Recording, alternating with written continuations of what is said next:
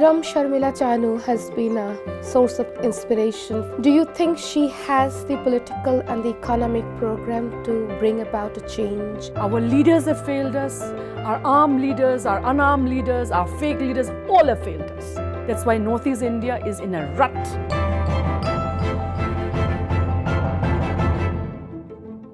Bina, welcome to Straight Talk and thank you so much for agreeing to the interview. It's our pleasure. Thank you so much for inviting us. Let's start this conversation by asking you, how pervasive is the menace of gun violence in India? Is it restricted to the so-called troubled state of Jammu and Kashmir and Manipur? No. India, after United States, has the second highest civilian possession of firearms in the whole world. There are 40 million firearms in circulation in the world's largest democracy, India, where we are in. So the issue of gun violence in India is to an extent that 12 Indians are shot every day dead because of this, which means 5,000 Indians a year. And it is not just the conflict zones of the northeast of India or Kashmir or in Chhattisgarh. Gun violence is happening right now where we are here, even in Delhi. 24-year-old woman journalist Soumya Vishwanathan was shot dead in Vasant Kunj. Or even nowadays, gun is used for committing acts of rape. This is a level in which the issue of gun violence has become a completely menacing situation in our country, and very few people have taken notice to this. Bina, you grew up in Manipur, then moved to Delhi. Yes. Looking back, the gun violence which you witnessed as you were growing up in Manipur, do you think it shaped what you are today? I think so in a way. The reason is, had the violence in Manipur stopped, maybe I wouldn't be doing the work that I'm doing right now. Allow me to explain in this. The conflict in Manipur is over a 60 years old conflict.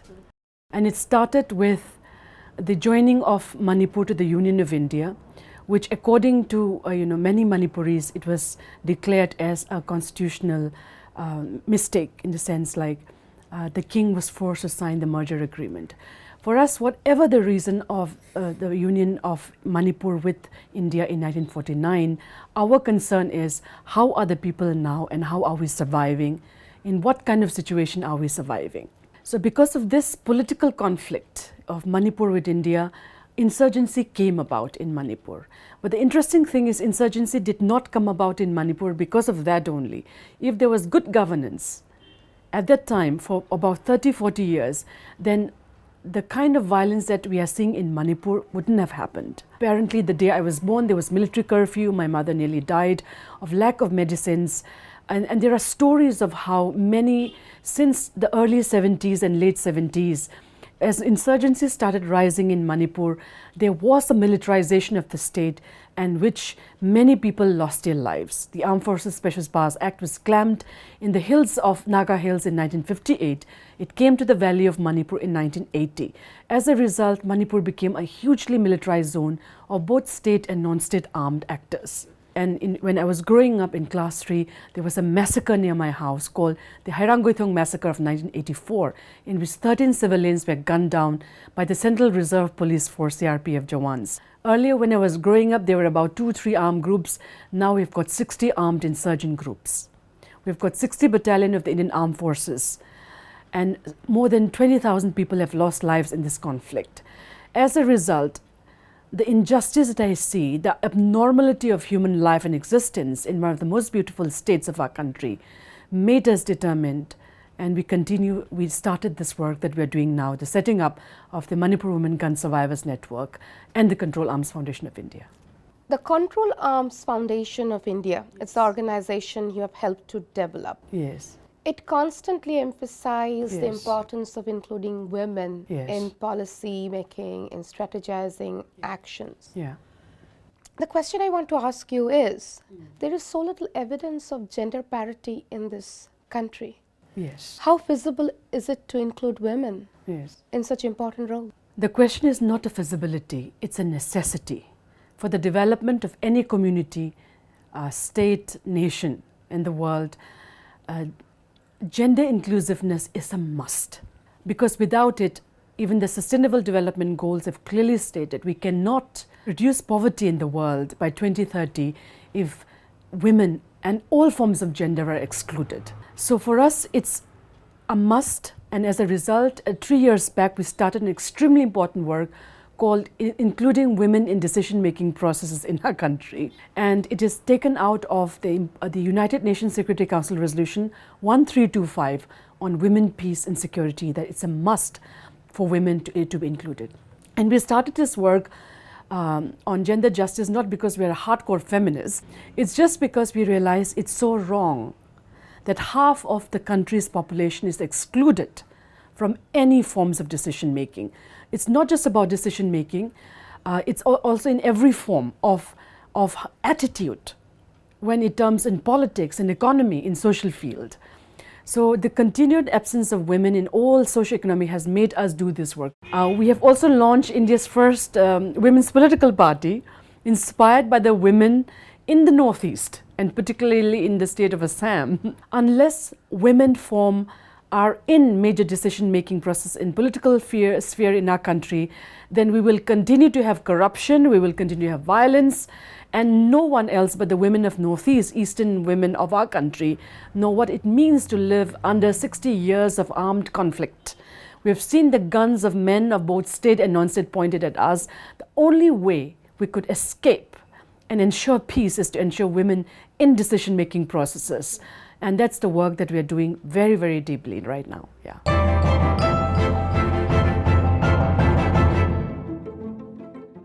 If I want to ask you, in terms of theory, in terms of strategy, philosophically speaking, how would the inclusion of women make a difference? What would you say?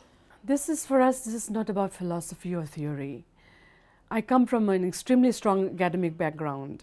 There is no use of the books on the shelves, of our PhDs on the shelves, if that research, that knowledge is not used for public use. So for us, it's not just about theory and the statistics alone, but in terms of everyday life on the ground. As I said, that 20,000 women are widowed just in my home state, Manipur, because of gun violence. We did a small survey in which how many of them are given government schemes, because many of these women are below poverty line. Less than 2% women have access to the government schemes that they are deserved, for example, widow pensions in our country. It's not even much, it's about 300, 400 rupees a month, but that doesn't even reach the women they deserve. So for us, the importance to ensure women in decision making has come as a result of our fieldwork in 300 villages across 8 states of our country, including Delhi NCR, and our work in even places like Kashmir, and in Chennai and even in Mumbai areas that we have worked with in terms of peace building.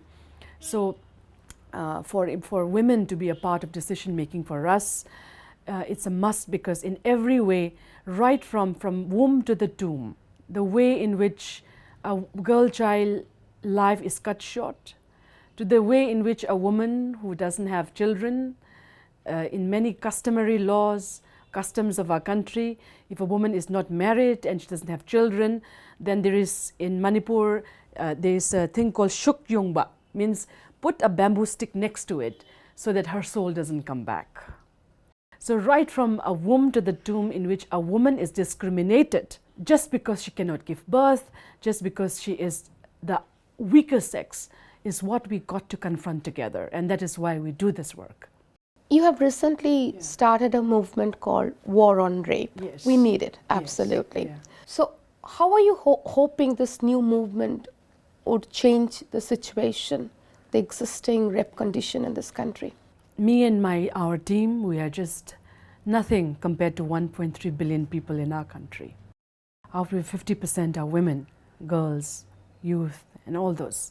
Every 22 minutes, a woman, a girl child, including even a 2-month-old babies are not even spared, are raped in our country. There are 100,000 pending rape cases in our country, and 1 million others unrecorded cases of molestation and sexual violence against young women, girls, and even boys. It has all become data, as you said. Data which you open the morning newspapers, there's a rape, oh, there's a rape. And life goes on, we sip our morning cup of tea as if we pretend as if everything's normal.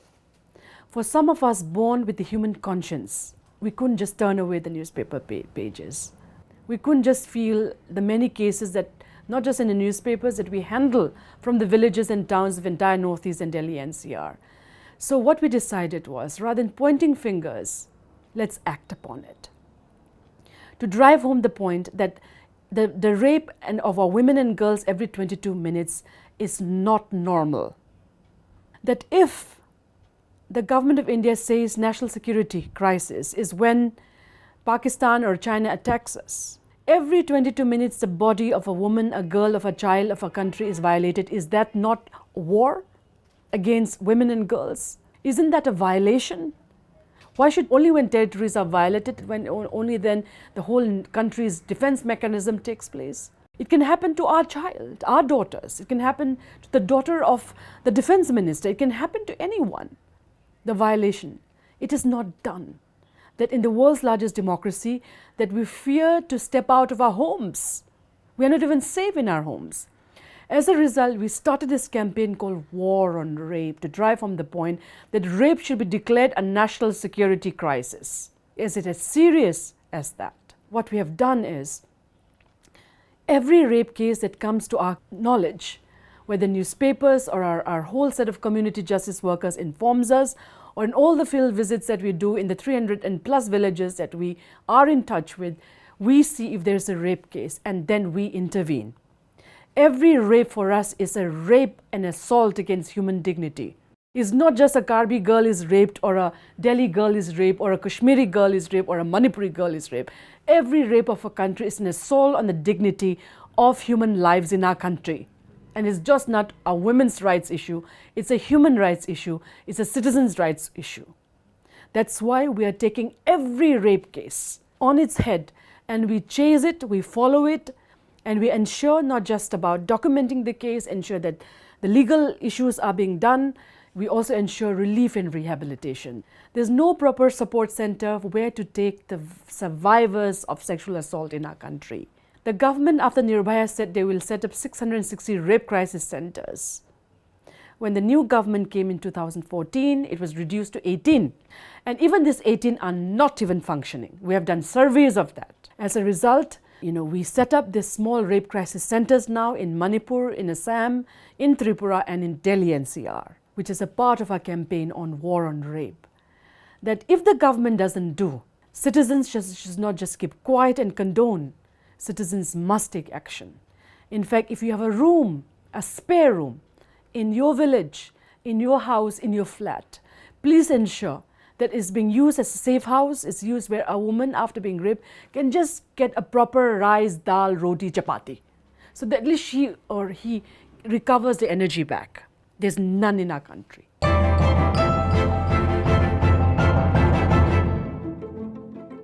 Bina, Sharmila Chanu has been a source of inspiration for many of us. Absolutely. She has given up her first and now contesting the election. Yes.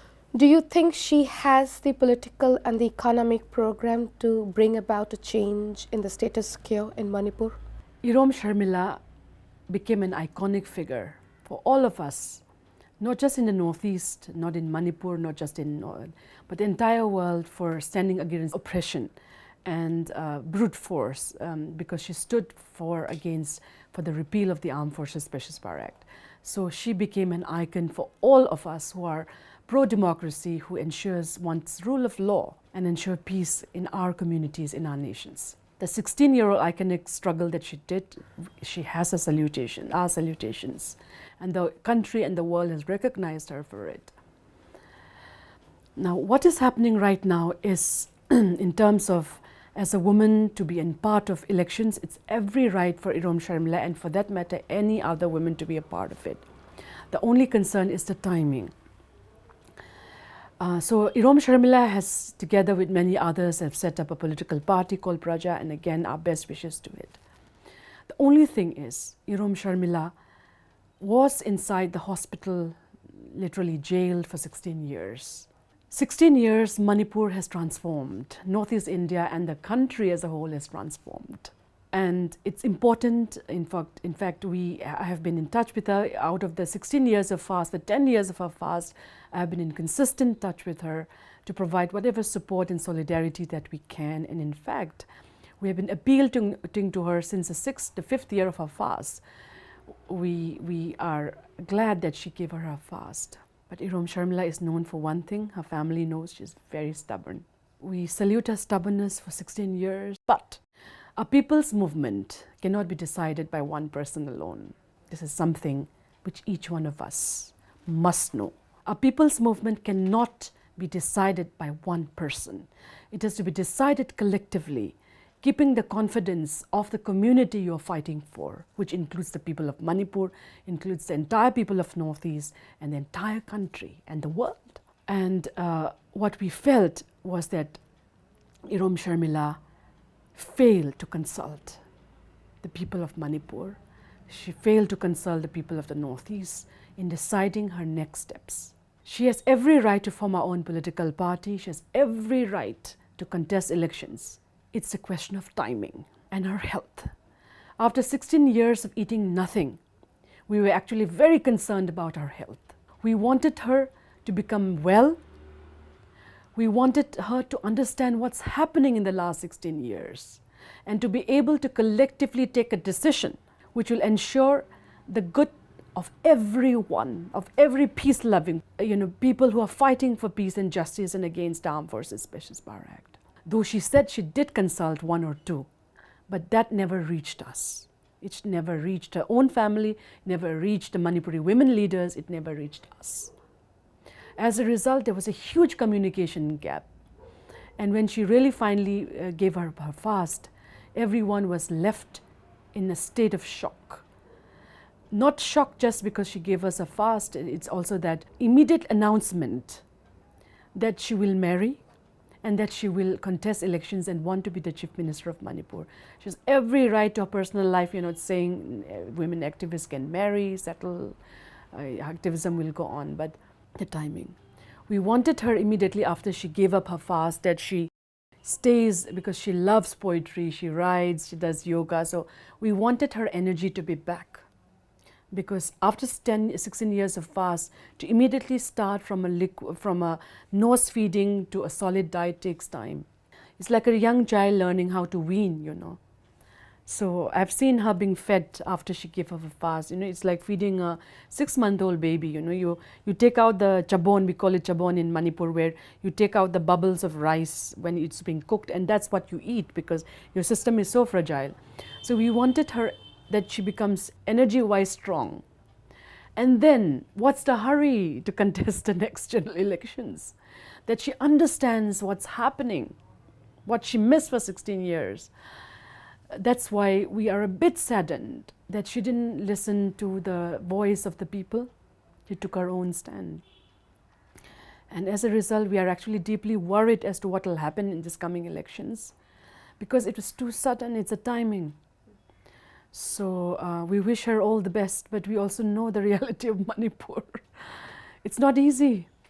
We laud her courage to set up an organization, to set up this political party. It said the People's Movement has to take into confidence people's voices. We wish that was taken up. So that's the challenge that she will face now, because we love her dearly. The sacrifice she has done, no one of us could do. She did it. But the next steps should have been taken in partnership with the community and the people, which she didn't.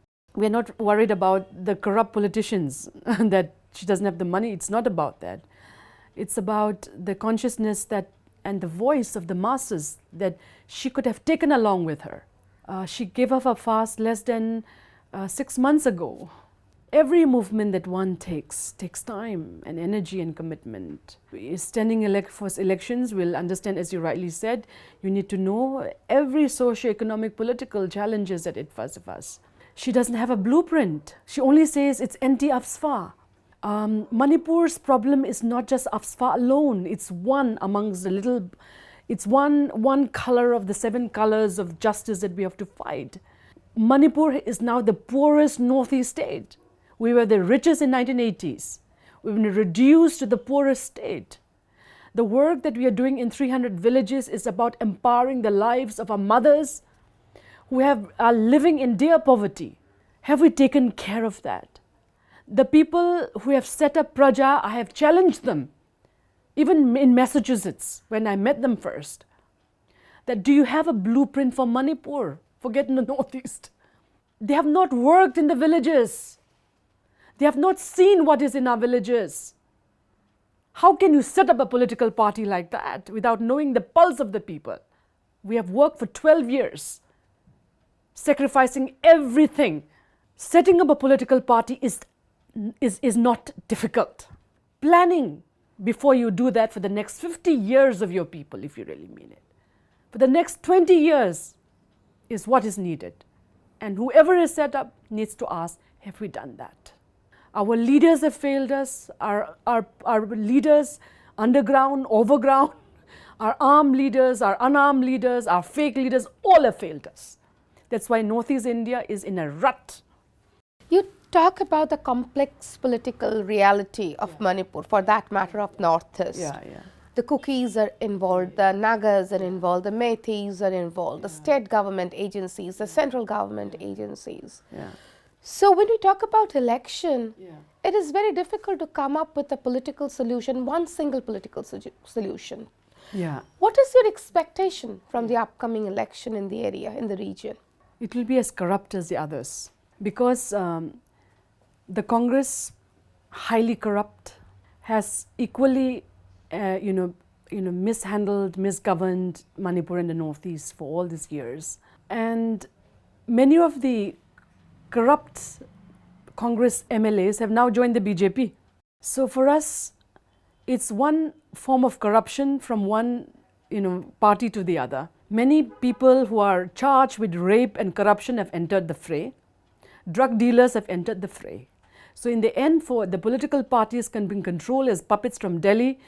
They just want the votes. They just want. It doesn't matter whether your party member is a former militant, or it's a drug dealer, or it's whose son have killed someone.